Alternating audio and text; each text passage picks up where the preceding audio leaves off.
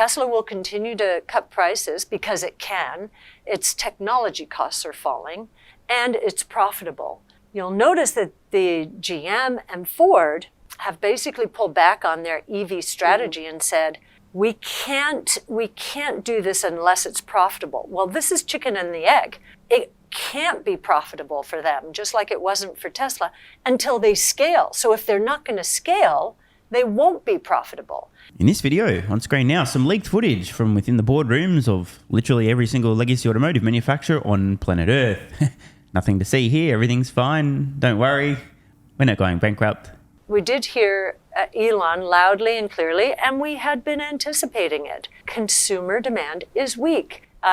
All that Tesla's price cuts have done is offset the interest rate hit. So really, the monthly payments haven't gone anywhere. Tesla will continue to cut prices because it can. Its technology costs are falling, and it's profitable. You'll notice that the GM and Ford have basically pulled back on their EV strategy and said, we can't do this unless it's profitable. Well, this is chicken and the egg. It can't be profitable for them, just like it wasn't for Tesla, until they scale. So if they're not going to scale, they won't be profitable. So Cathie Wood has just said a number of things that are true, including the fact that Tesla will continue to reduce their cost to produce vehicles and continue to pass those cost savings on in the form of lower prices for consumers. Because Tesla is profitably making electric vehicles at scale, and outside of China, zero other companies are doing the same. If interest rates are through the roof, by the way they are, Tesla is one of the only companies on the planet, and the only company outside of China who has the flexibility, the option of passing on cost savings, whether or not their actual cost to produce vehicles has decreased or not, and still making a profit selling those vehicles. So Tesla has dual tailwinds here, heading into this economic shitstorm. Their costs continue to come down, and even if their costs don't come down, they still have huge margins and can pass cost savings on to keep selling through vehicles. Another true thing that Cathie Wood just said is that Ford and Government Motors, who both have recently publicly announced that they're, quote, slowing down their EV transition, scaling back their plans, blah, blah, blah, blah, blah, need to reach scale to reach profitability. And if their public statements are now, hey guys, we intend on reaching scale slower and later, I don't think that's going to end particularly well. I'm sure it'll please short-sighted investors. But the problem is, this is a gigantic chasm that Ford and GM must cross in order to eventually start selling electric vehicles to consumers that consumers actually want to buy for prices that consumers are willing to pay and actually make money doing so.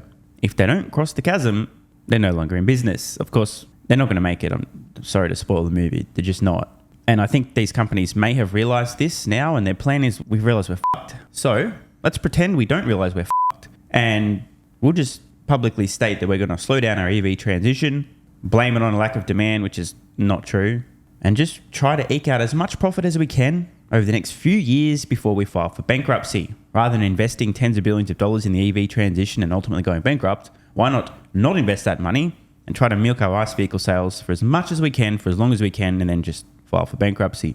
I think that's what's going to happen. See, Tesla doesn't exist in a vacuum. If they did, GM and Ford would be fine. They could transition as slowly as they wanted. The problem is, Tesla's the better part of a decade ahead of these companies in terms of technology, scale, profitability, and they're not slowing down. So right when GM and Ford should be moving at the fastest possible pace towards electric vehicles, attempting to reach scale so they can hopefully, again, not a strategy, but it's the best they've got, hopefully reach big enough scale and have compelling enough technology that some consumers are willing to buy their average-ish vehicles and these companies are actually able to sell them for a mega profit. Right when they should be moving at lightning speed towards that end destination, they're slowing down, meaning Tesla pulls further ahead. Tesla, the company with the pricing power and the scale, dictating pricing in the entire industry. Cathie Wood, of course, is bound by certain obligations as a money manager and tends to be very subtle in what she says. I don't want to put words in Cathie's mouth, but she did just say they need to reach scale to reach profitability after pointing out that they're slowing down their plans to reach scale. So if you can't read between the lines, no worries, because I just did for you. They're fucked. Meanwhile, we do think the consumer preference shift towards electric vehicles is in full force. This is also true and very important. In case you missed it, a couple of weeks ago, I covered on this very channel some research in which consumers globally, a sampling of people in a variety of different countries and regions on different continents, were asked about electric vehicles. Do you own one? Do you intend on purchasing one in the next 5 years? Or do you not intend on purchasing one in the next 5 years? So first of all, what can this tell us? Well, we're only looking at a 5-year time frame or immediate if they already own an electric vehicle. And what it also tells us is preferences today. 4 years from now, things will be quite different. And what we learn is that today, close to 70% of people either already own an electric vehicle, not that many, it was about 6%, or intend on purchasing one within the next 5 years. Roughly a third of people currently not intending on purchasing an electric vehicle in the next 5 years. That's it. And as many of these not buying an EV in the next 5 years folks continue to interact with electric vehicles in the form of neighbours, colleagues, friends, family members, buying an electric vehicle, showing it off, touting the benefits, informing them of the things they currently don't know. I mean, or Tesla could just advertise them on the Super Bowl, but in my opinion, I think the word of mouth thing is probably going to be more effective and widespread.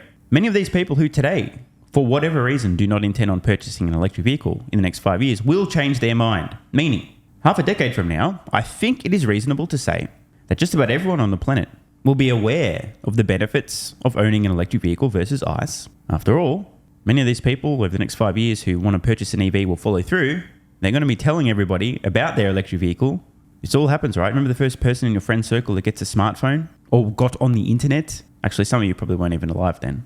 So the point is, consumer preferences just in the last couple of years have wildly swung in favor of electric vehicles, predominantly because the prices have come down so much and they're now within the reach of many consumers. However, because interest rates have hit the roof recently, this has caused a temporary blip where people who would have purchased an electric vehicle and financed it, are like, f that, can't afford it now, I'll wait. But they still intend on buying one. And this is why a lot of people get confused about a supposed lack of or slowdown in electric vehicle demand. If the vast majority of consumers today intend on purchasing an electric vehicle within the next 5 years, demand is not an issue. Affordability is the issue. So the point, consumer preferences certainly are shifting a lot faster than people realize. Again, I'm on the record. I personally believe that before the end of this decade, at least 80% of all new vehicles sold globally will be electric.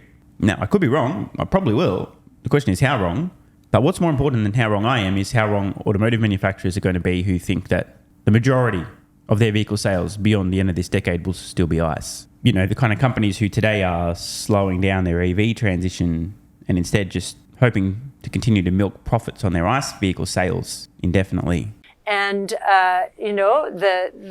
there will be demand destruction on the internal combustion engine side of the business. This too has serious implications. Unlike the electric vehicle, which is a very new technology, only just beginning to scale up, still to see huge innovations in how they're manufactured, massive cost declines, not just on the batteries, the entire thing. There's so few parts in an electric vehicle that smart engineers designing manufacturing systems will figure out ways to massively reduce the cost to produce electric vehicles over the next 5, 10, 15, 20 years. This is not true of ICE vehicles, which are such a mature technology. They've been around for more than a century.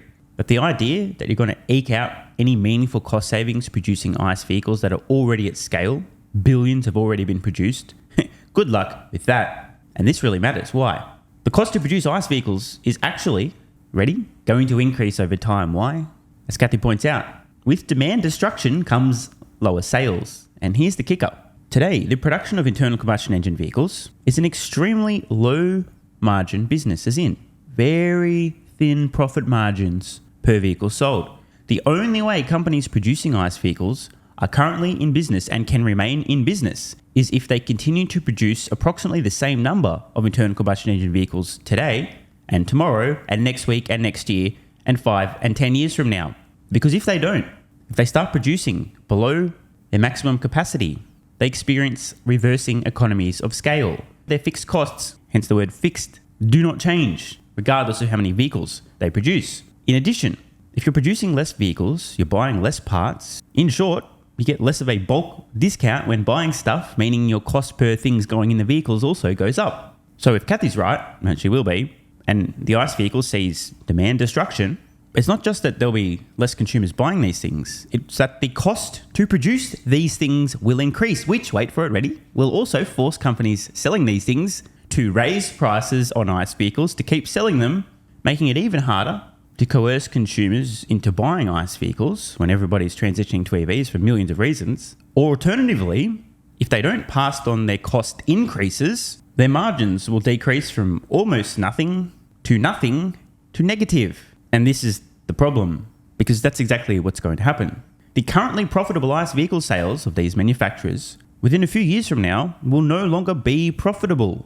But hang on, didn't we just discuss how they're not making money on their electric vehicles today either, and they need to reach scale in order to... Oh yeah, we did. Yeah, so again, they're f***ed. This is what we call a death spiral. It won't disappear overnight, but the share gains will go to electric. So no fundamental qualms on Tesla? No, in fact, the GM and Ford pulling away tells us Tesla's market share in our 5-year investment time horizon is going to be higher than we thought. So absolutely not. And now, in entirely unrelated matters, I found this post on X. Obviously has nothing to do with the topic of today's video. I just have a thing for putting completely unrelated things in my videos so they're incoherent and make no sense. Anyway, most popular phones on Black Friday in 2008. The Apple iPhone 3G, Motorola Razr V3, the RIM, BlackBerry Curve, and the LG Rumor. Now, is it just me, or does one of these not look like the other? Of course, at the time, many skeptics believed that nobody would buy an iPhone. Why would you do that? It doesn't even have a keyboard with 5 trillion different buttons for you to individually press when you're texting people. And of course, many of the experts thought that all of these things were the same. They're phones. They're all just phones. Just like today, people think an electric vehicle is just a car with a different form of propulsion as opposed to a computer on wheels. You know what? Here's a post on X from back in 2021. An interesting comparison. We have the interior of a Tesla back then, a couple of years old now. You'd hardly know, looks pretty fresh and modern to me, versus an interior for a recent BMW at the time. Now, why exactly am I getting the same kind of vibes looking at the comparison of these vehicle interiors as when I look at these phones from 2008? I'm obviously hallucinating. I don't even know what my point was. I mean, this has got nothing to do with anything, right? So I think what I'm trying to say is you should ignore everything I've said in this video. Consumer preferences aren't shifting towards electric vehicles. There's no such thing as disruption driven by technological innovation and improvement and converging technologies and declining costs. The internal combustion engine vehicle is definitely here to stay and everything's fine. Want more content? Early access? Bunch of perks? Click the links in the pinned comment. AG1 has given me a massive, meaningful boost in energy, allowing me to do a lot more every day, including using my brain more and using my body more. I highly recommend you guys and girls check it out. It's an excellent way to fill in nutritional gaps. It's got 75 high-quality vitamins, minerals, and whole food source nutrients, plus prebiotics and probiotics and digestive enzymes and adaptogens to help you deal with stress. Plus, if you click the link in the pinned comment or head to drinkag1.com/SMR, you can get yourself a 1-year free supply of vitamin D3 and K2. But don't take my word for it. Here's what some of you guys and girls have to say. AG1 has changed my life.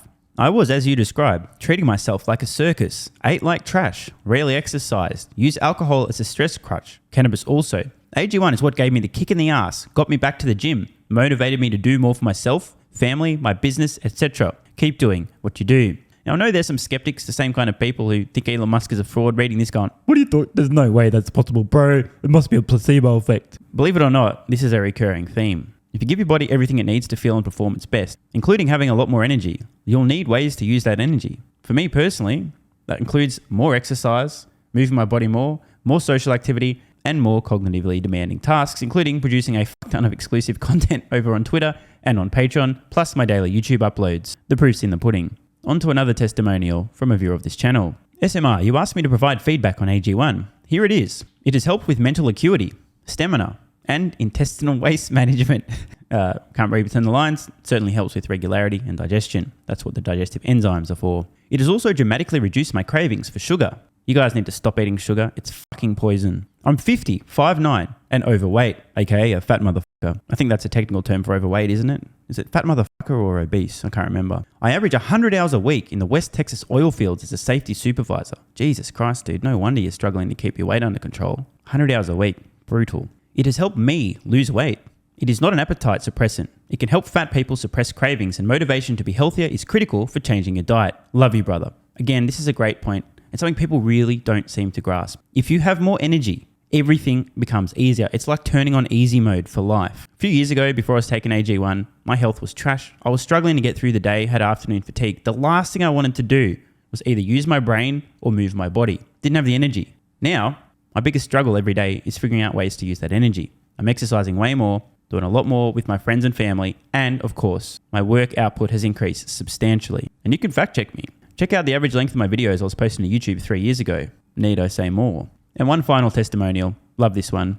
Okay, here's the deal for me with this AG1 shit. I'm 41 years old and not the type to eat, drink, smoke, or sleep healthy, so I was skeptical. That being said, here's what I experienced. Day 1, meh. Day 2, afternoon fatigue was about 45 minutes late. Day 3, 0 afternoon fatigue. Day 4, 0 afternoon fatigue plus extra energy. Day 5, again, 0 afternoon fatigue plus energy. Wondering, what the fuck, really? See, this is the thing, right? The results for many people are just almost too good to be true. This is the same experience I had. My afternoon fatigue just vanished out of nowhere. I'm like, wait, what the fuck? Why am I not tired in the afternoons anymore?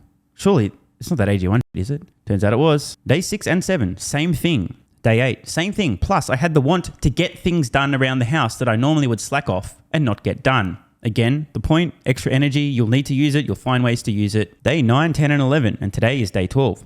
I fucking love it. So however you managed to get me to buy it, I'm so glad you did. Thank you so much, SMR. It really changed me so far. Guys, this shit really works. Just try it. By the way, this is the reason I continue to relentlessly promote AG1. A lot of people get real fucking mad in the comments. Oh my God, Snake Oil Salmon's sold out. Oh my God, he's a scammer. This is fraud. But constantly, I'm pretty sure everyone making these comments is also currently short Tesla stock. I'm not particularly concerned about people having a negative perception, those folks suffering from small brain syndrome, still living in my bum's basement syndrome, etc., writing mean comments, claiming AG1's a scam or it doesn't work. I mean, bro, when I get feedback like this is what keeps me going. Just try this stuff for a month, and if you don't get these results, get your money back. See, it's a literal no-brainer. It's an IQ test at this point in time. Testimonial after testimonial after testimonial like this. Get your money back if it doesn't work. Just try it for a month, and if it doesn't work, get your money back. Today's the day. It's finally time. Be like this guy who was a massive skeptic, but finally, after 1,000 promotions in a row, caved in, tried AG1, and has results like this. Head to drinkag1.com/SMR or click the link at the pinned comment, and please, let me know how you're feeling in a few weeks' time. Now, if you'll excuse me, time to put my extra energy to good use. I'll be recording some more exclusive content for Patreon and my Twitter subscribers. So click the links at the pinned comment. See you over on Twitter and or Patreon, and don't forget to grab your AG1. Love ya.